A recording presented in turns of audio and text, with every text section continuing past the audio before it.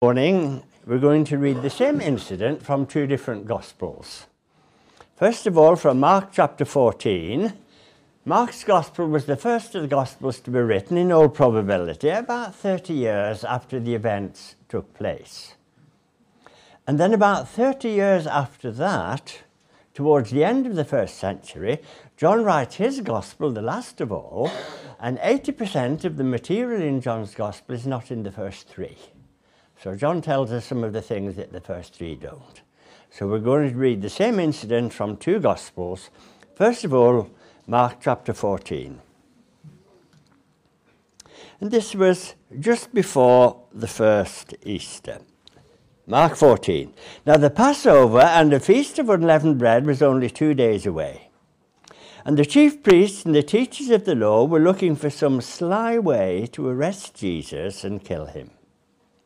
But not during the feast, they said, or the people may riot. While he was in Bethany, reclining at the table in the home of a man known as Simon the leper, a woman came with an alabaster jar of very expensive perfume made of pure nard.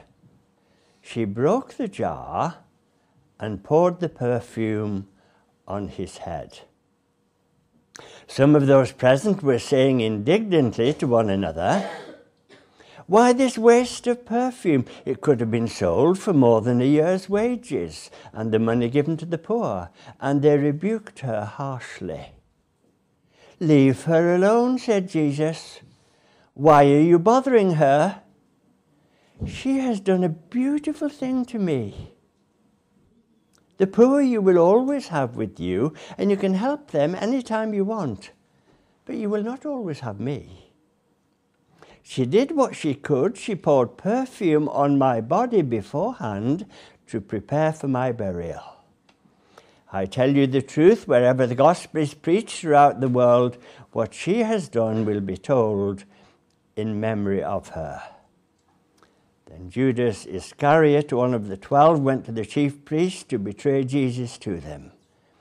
They were delighted to hear this and promised to give him money, so he watched for an opportunity to hand him over. John chapter 12. 6 days before the Passover, Jesus arrived in Bethany, where Lazarus lived, whom Jesus had raised from the dead. Here, a dinner was given in Jesus' honor. Martha served, while Lazarus was among those reclining at the table with him. Then Mary took about a pint of pure nard, an expensive perfume.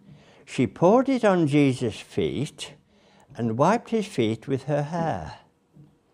And the house was filled with the fragrance of the perfume. But one of his disciples, Judas Iscariot, who was later to betray him, objected. "Why wasn't this perfume sold and the money given to the poor? It was worth a year's wages." He did not say this because he cared for the poor, but because he was a thief. As a keeper of the money bag, he used to help himself to what was put into it. "Leave her alone," Jesus replied. "It was intended that she should save this perfume for the day of my burial. You will always have the poor among you, but you will not always have me." Meanwhile, a large crowd of Jews found out that Jesus was there and came not only because of him, but also to see Lazarus, whom he had raised from the dead. So the chief priest made plans to kill Lazarus as well, for on account of him, many of the Jews were going over to Jesus and putting their faith in him. So we thank God for his word to us.